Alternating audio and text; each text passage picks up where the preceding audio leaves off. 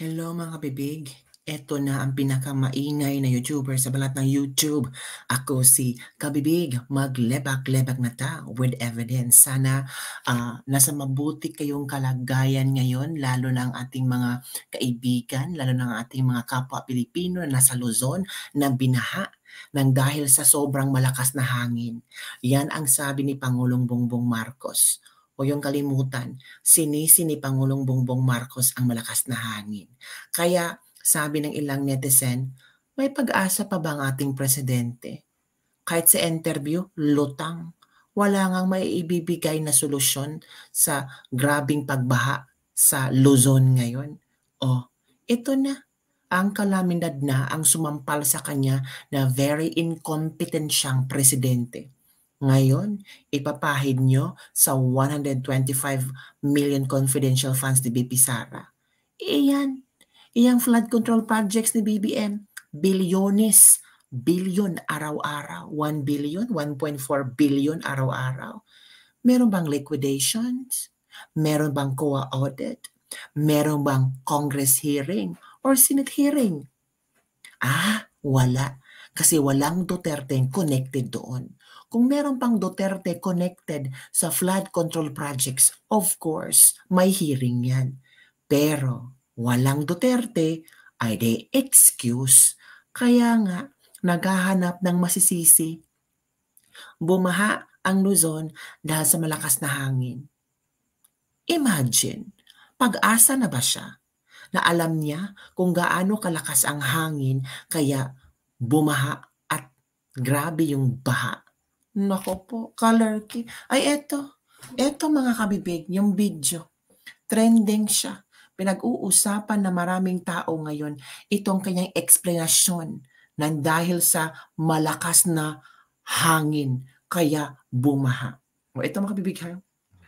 Wait lang. Ano ba talaga ang weather situation and of course yung flooding. Pero so far, yung problema ay yung hangin, malakas ang hangin.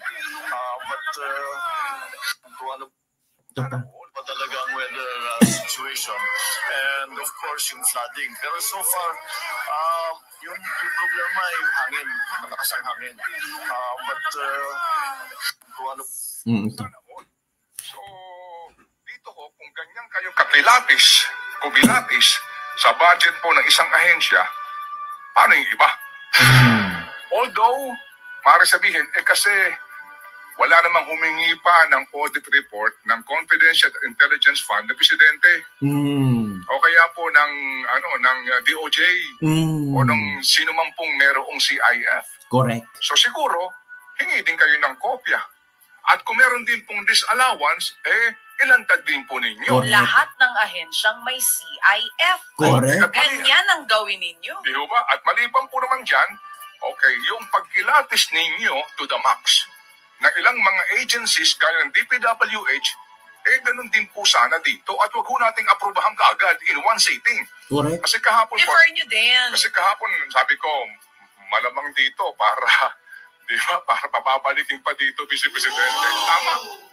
After 5 long hours, hindi ho ba talagang I move to defer, di ba? Kumbaga, pabalikin pa natin ito, hindi pa tayo tapos dito.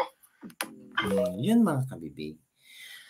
Pero ang sagot, weather situation and of course yung flooding. Pero so far, yung problema ay yung hangin, malakas ang hangin.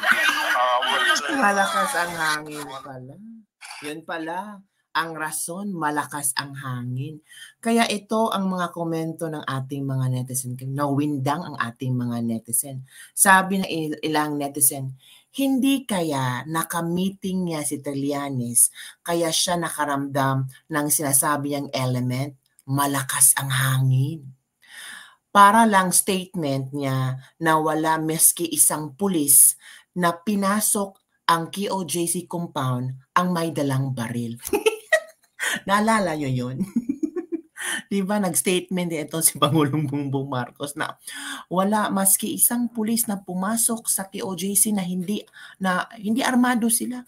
Tapos ngayon, malakas ang hangin kaya bumaha. Buti na lang nga walang masyadong hangin na sumabay sa ulan. Kung di mas mabigat ang dinot ng bagyo. Ito pa, consistent sa pagiging sinungaling. Number 1, sinungaling, sabi ni Leni Robredo. Malakas ang tama. Ang tanong, anong gagawin mo ngayon? Monitoring na lang? Singhot pa more. Yung 5,500 na flood control project mo, inaanod na rin sa baha. Adictus. Tsaka, we are watching, we are monitoring, yun lang talaga ang sinasabi nyo. Pero buti na lang isang VP ang talagang on the ground na ginagawa ang trabaho sana ni Pangulong Bongbong Marcos. O eto mga kabibig ha, meron akong napanood na video. Sampal ito ni Pangulong Bongbong Marcos. Bakit mga kabibig ito? Ito ha, manood tayo. Kung nung mga nakaraang taon hanggang bukong-bukong lang, nung isang taon hanggang mewa, ngayon nagpastaw na. Alam niyo ho ba, 1 bilyon sa isang araw ang pondo ng DPWH alone sa flood control alone. See? Eh nasan yun? Hindi yun this year. Last year pa, 2 taon na po. Kaya ho, nasabihin ko sa inyo, ang national government palpak ang programa. Hindi po pwedeng ganito. Again nga, para isampal natin sa mga supporters. Villanueva na yan ha. Sige, again. Ang mga nakaraang taon hanggang bukong-bukong lang. Nung isang taon hanggang mewa. Ngayon nagpastaw na.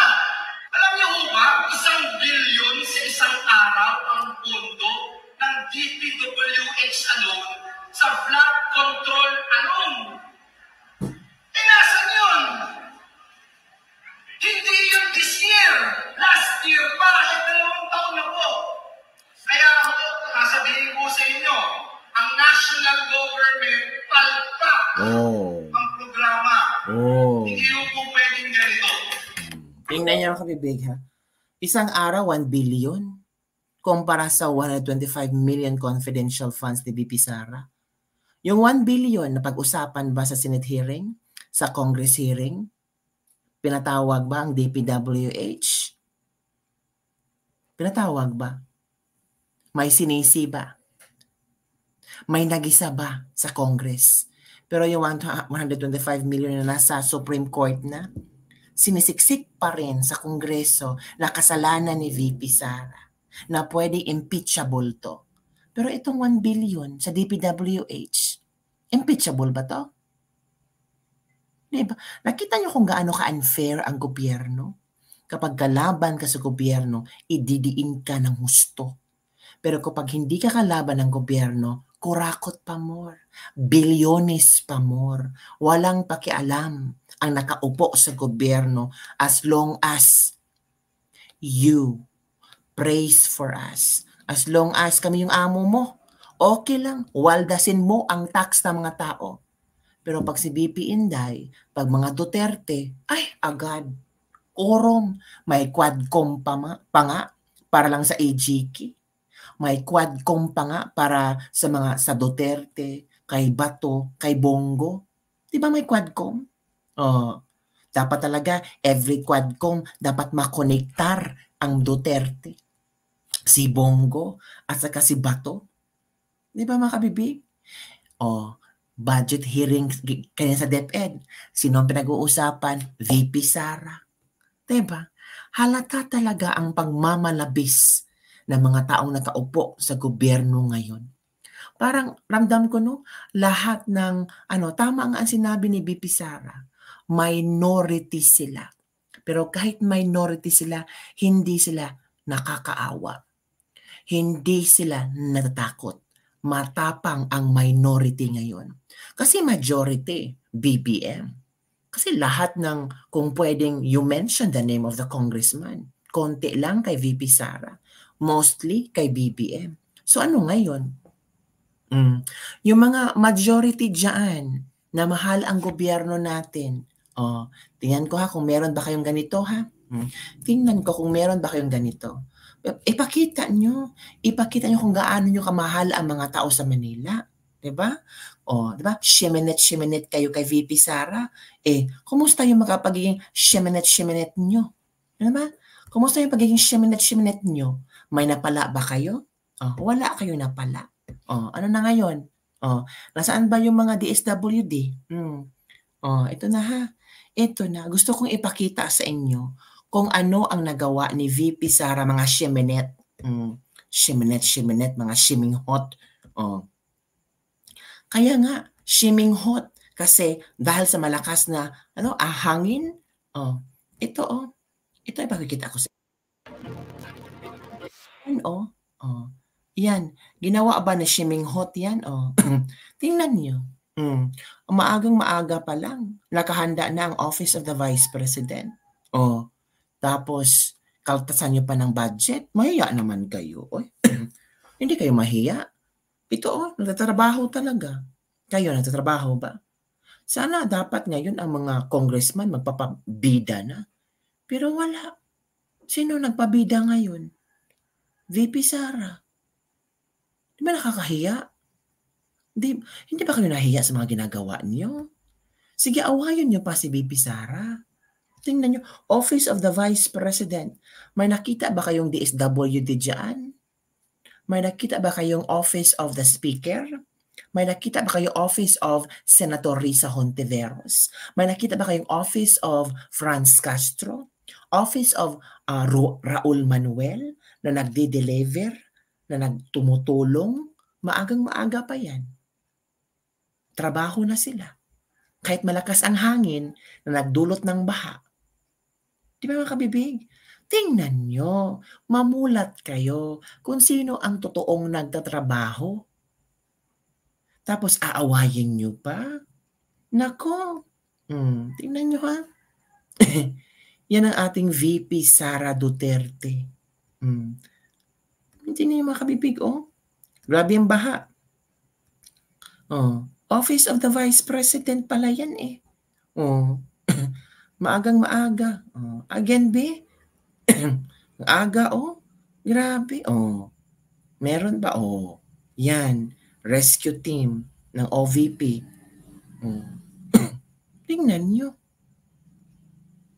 Hindi kayo mahiya. Excuse me. Monitoring pa yung iba. Pero ang VP Sara, on the ground na. Ano masasabi niyo dyan, kabibig? So yun lang po mga kabibig ang ating latest lebak-lebak for today. Baka yung iba dyan na high blood na kasi ayaw nilang makita itong video na ito. Kasi gusto lang siraan talaga si Sara. Nasaan ba si Sara ngayong bagyong Enteng? Nasaan ba si Sara sa panahon ng Karina?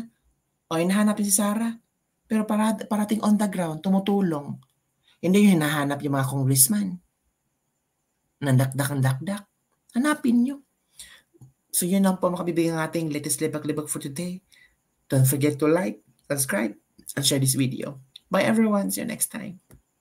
Malakas ang hangin. Kaya binaha.